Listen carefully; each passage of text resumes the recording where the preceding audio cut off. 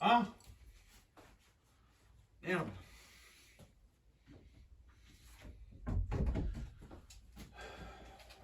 Merde.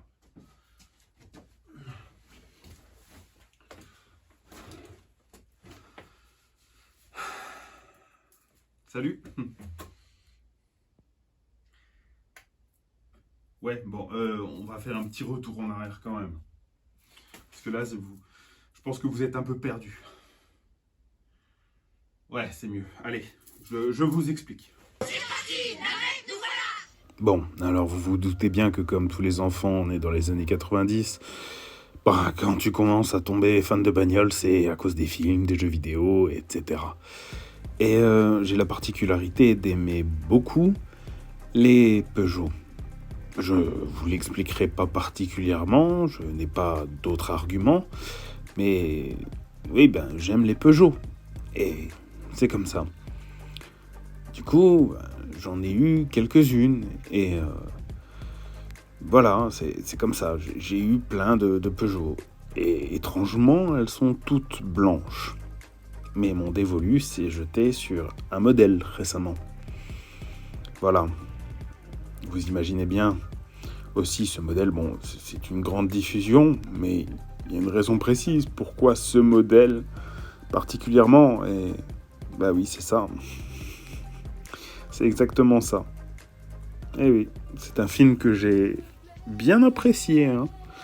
Après, j'étais pas non plus un fanboy parce que les voitures, j'en avais un peu rien à foutre, mais on va dire que, ben, oui, forcément, ça marque. Et c'était un projet que j'avais toujours dans ma tête. Bon, ça y est, on trouve une 406 sur le bon coin. Blanche, 1,8 litre, 112, 110 chevaux, 112 chevaux. Et elle est à vendre 400 € parce qu'elle n'est pas roulante. Et je vais la voir. Voilà. L'état est, comment dire, bah, comme sur les photos. Et du coup, j'imagine très bien la suite. Oh, un flash! Donc, je la ramène chez moi en clampant une durite pour pouvoir avoir du frein. Parce qu'en fait, c'est l'étrier, enfin, le piston du tambour arrière conducteur qui pisse ou passager, je sais plus. Et je la fous dans mon jardin. Je trouve des jantes, bien évidemment, parce qu'on fait ses recherches. Hein, et je me dis ben, que elles pourront bien passer et ressembler aux TSW. Oui, les TSW du film Taxi. Il va falloir que je refasse ça.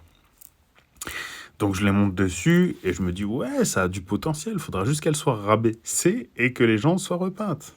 Donc je m'attelle à faire un cache central qui ressemble un peu au TSW avec des pièces de chez AliExpress. Quand on les monte ensemble, on arrive à faire un truc qui passe plutôt bien. Ça d'ailleurs, c'est des rayons de vélo que j'ai tordus pour faire les agrafes centrales. La voiture est rentrée dans le garage, je commence à m'attaquer aux freins. Les freins sont faits, je m'attaque à la carrosserie. Enfin, je dis les freins, c'était juste un tambour que j'ai fait actuellement. Pour l'instant, je m'occupe aussi des jantes, je les repeins pour avoir un résultat un peu plus parlant, on va dire.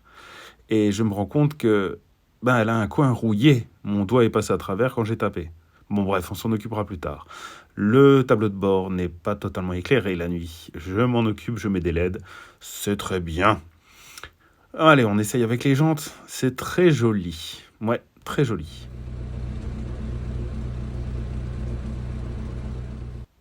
Ça, c'est pour rigoler. Ça m'a fait rire quand même. Et on monte encore les autres jantes qu'on a peint aussi. Et le résultat, c'est pas mal. Je trouve que c'est pas mal. Comparé à l'original, on n'est pas si loin. C'est du 16 pouces, certes, mais... Je te fais une vidéo que tu vois. Tu vois, ça, c'est un cache central d'origine. Il y a 3 vis à bois. En fait, ça se présente comme ça. Ça s'ouvre. Il y a un cache. Voilà. Et les vis à bois. Et par dedans, j'ai refoutu une vis avec un écrou. tu vois. Et de la gaine thermo pour pas que l'écrou se dévisse. Voilà, c'est mon cache central. Voilà, je trouve que c'est vraiment pas mal. Là, c'est un Photoshop, hein, les rabaisser.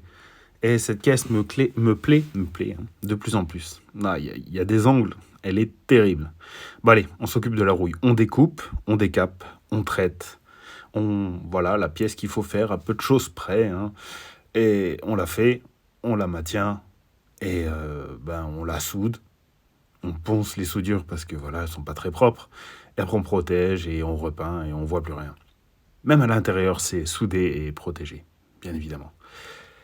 On la prend pour aller au boulot. Mais bon, putain, fait chier, elle chauffe pas, quoi. 70 degrés, elle les dépasse pas. Alors on change le thermostat. Tiens, c'est bizarre, il y a un truc coincé dedans. Thermostat changé. Eh ben, on la reprend pour aller au travail. Ça pourrait être pas mal. Est-ce qu'il y a une machine à laver qui tourne? Oui. Est-ce que je suis en pyjama? Oui. Alors, j'espère que le moi du futur a réussi à réparer cette merde. Bah salut, mais en fait, pas encore. C'est trop tôt pour le dire. Et donc, c'est mon projet. Forcément, mon moi du futur a dû même la présenter. Mais là, je suis... On est le 5 mars 2024. Et là, j'enregistre le 23 mars. J'ai acheté cette voiture en décembre. Je l'ai laissée dans un coin le temps de vendre la Yaris. Oui. Et elle n'avait pas de frein, j'ai réparé le frein. Elle chauffait pas, j'ai changé le thermostat. Du coup, elle chauffait. Du coup, il y a un jeu de culasse. Voilà. Donc, ça va être opération joint de culasse les prochaines semaines, mois. Je vais essayer de pas me couper la barbe. Comme ça, on verra quand j'aurai fini. Elle sera peut-être ici, je sais pas. Voilà. Là, je pense que le mois du futur aura déjà parlé du projet. Hein. Mais bon. Du coup, voilà où on en est pour l'instant. On est un peu au point mort. J'ai commencé à démonter 2-3 trucs. Mais c'est pas si compliqué que ça. Là, le seul truc qui me fait un peu peur, c'est en ce moment, hein, je parle où j'en suis. Ça va être le collecteur d'échappement, parce que les vis des collecteurs d'échappement, on les connaît, elles sont toutes explosées. Et sinon, à part ça, la distribution et tout ça, va falloir que je vérifie comment elle a été calée et compagnie. Mais sinon, écoute, ça n'a pas l'air sorcier non plus. Je pense pas qu'il est non plus trop chauffé, donc une rectification, non. Surtout pour le prix que ça coûte. Là, j'ai regardé, ça me fait un panier avec toutes les pièces de freinage et tout, vraiment tout. Il manque juste peut-être les joints de cache-culbuteur que j'ai pas trouvé encore. Mais j'ai regardé, je crois, toutes les pièces pour remettre à peu près le truc correct.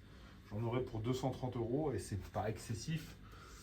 Par contre, là où ça va être excessif et un peu long, c'est la question de timing, tout simplement. Le temps.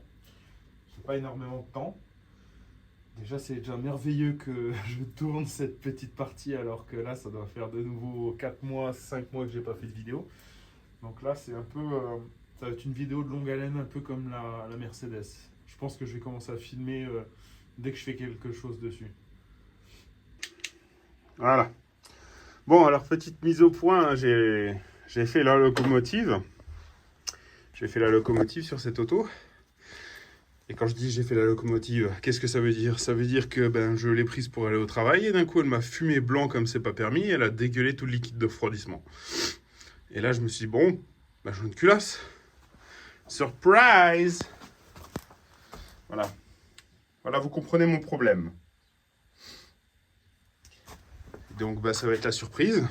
Est-ce que je vais réussir à enlever la vis qui est cassée dedans, qui est celle qui se trouve ici en bas derrière? Va falloir que je dégage la culasse et puis que je regarde. On se reprend plus tard. Une petite minute. C'est quand même... C'est quand même arrondi tout ça. Puis c'est pété dedans, mais c'est... Attendez, mais il y a un trou qui vient du côté... Oh mais non. Mais non. Mais attendez, elle a été percée cette vis. Oh putain! Mais oui, ils l'ont percée pour extraire un galet tendeur. Bon, je la perce, je tape une douille dedans et j'arrive à la sortir. Fou! Mais regardez-moi ça. Putain, ils sont sérieux? Ils ont percé une vis de culasse? Ça a tenu 12 ans et 100 000 kilomètres. Pour ceux qui n'ont pas compris, en fait, ils ont percé dans le trou de la vis du galet tendeur et c'est allé trop loin jusqu'à la vis de culasse. Voilà. Voilà le genre de lecture que j'ai en ce moment, c'est très sympathique. Bon, j'ai la documentation technique aussi pour tout remonter. Merci Monsieur Pucienter d'ailleurs. Et ben, je pense que maintenant, on est à jour. Bon, on est à jour. J'étais motivé pour commencer à travailler dessus et en fait j'ai fait tout le montage vidéo là que vous venez de voir depuis qu'on s'est quitté jusqu'à maintenant. J'ai tout monté, fait les voix off et j'étais excessivement motivé à replacer la culasse. Mais là je suis un peu moins motivé du coup. C'est ça qui est difficile dans les projets comme ça, c'est garder sa motivation et faire les choses quand on a du temps. Et j'ai eu un peu de temps et j'ai préféré faire autre chose. Et là, je vais faire un petit récap. En fait, j'ai poncé la culasse. Les mécanos, hein, j'aurais dû le dire en warning au début de la vidéo, sauvez-vous. Sauvez-vous, vous allez faire des cauchemars. Donc j'ai poncé la culasse avec du 400 et du WD-40 et un miroir. C'est le là d'ailleurs.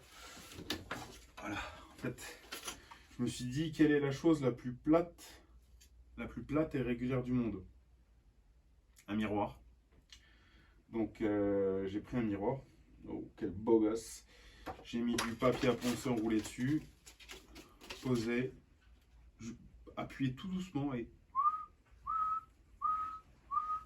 sur la culasse. J'ai fait la même sur le plan de joint moteur, mais d'abord j'ai gratté avec une raclette plastique tous les excédents de joint. D'ailleurs là, il va falloir que je contrôle que c'est propre pour remettre le joint de culasse. J'ai toutes les pièces, c'est le déluge dehors. J'ai toutes les pièces qui sont dans des pots de tabac. Mécanique, n'importe quoi. Et on va commencer à remonter tout ça. Ça y est, j'ai décidé de me lancer. Alors on nettoie le plan de joint, on aspire un peu les trous où il y a les vis de culasse. Et c'est parti, là vous allez voir, j'ai la culasse en main. Allez, hop, on la repose. Allez, c'est parti. On la repose, elle m'a glissé, j'ai eu très très peur. Du coup, j'ai commencé à faire le pré-serrage des vis. Et à l'heure actuelle où je vous parle, la culasse est resserrée. Donc on va pouvoir procéder au remontage. Bon, alors. Attendez, je ne vais pas vous niquer les yeux. Alors, la culasse est reposée. Les vis sont toutes mises en place, touchantes. Il n'y a rien, il y a la force du poignet, c'est tout. Et d'ailleurs, je me dis que j'aurais mieux fait de vérifier aussi le coin, là, si j'ai pas coincé un truc dans la culasse. C'est un peu tard, tu me diras. Je suis actuellement à 60 sur ma clé. Donc, il faut toutes les serrer en 60. Soit. Oui, mais il y a un ordre. J'avais tapé dedans comme ça, comme un sourd. Alors, il est où l'ordre? Alors, l'ordre, il est dans l'autre sens. La une, c'est la première vers soi, au milieu.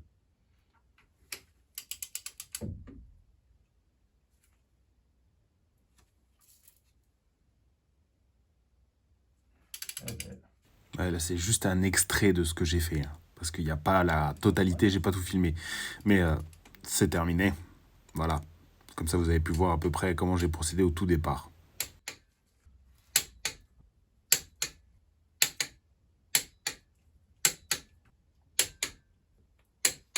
Oh vache. Bon. Desserrer complètement la vis numéro 1. Resserrer la vis Bon, et bien voilà, la culasse est resserrée. Maintenant, ça va être remontage de la distribution, de tous les caches, remise en eau, etc. Et dans la prochaine vidéo, eh bien, ce sera le démarrage. Premier démarrage depuis le joint de culasse. On va voir si le moteur tourne correctement.